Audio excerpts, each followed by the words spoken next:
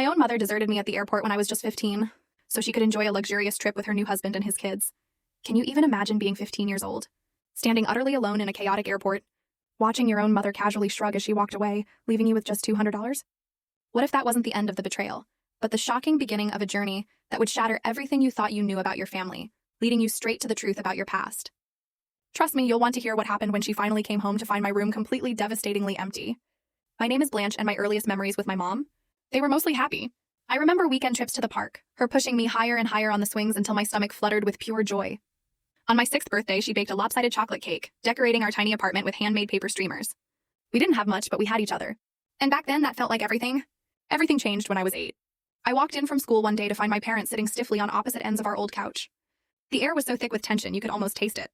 They told me they were getting a divorce. The explanation was so minimal, so generic. Sometimes adults stop loving each other. It left me with more questions than answers. I cried myself to sleep that night, clutching my stuffed rabbit, the muffled sounds of their arguments seeping through my bedroom wall. Mom got primary custody and Dad, he just faded. Weekends with him dwindled from every other to once a month, then just awkward, brief phone calls. By 10, he was little more than a name on my birth certificate, a ghost of a memory. Life as a single-parent household was tough. Mom worked 2 jobs, waitressing by day, cleaning offices at night. I became accustomed to microwave dinners and letting myself into our apartment with a key on a string around my neck. Despite the struggles, there was a stability, a routine. I knew the rules, what was expected. I never doubted I was the center of her world. Then when I was 13, everything changed again.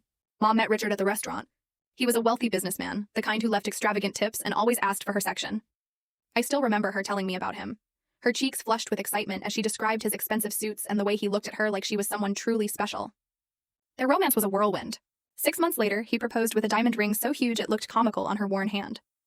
Before I could even process having a stepfather, we were moving into his sprawling suburban mansion. A pool, a home theater, more bathrooms than I could count. The house came with 3 built-in residents, Richard's children. Olivia was 14, a year older than me, with a perpetual look of disdain that instantly made me feel inferior. Jackson, 12, was quiet and withdrawn. Full story video added in below.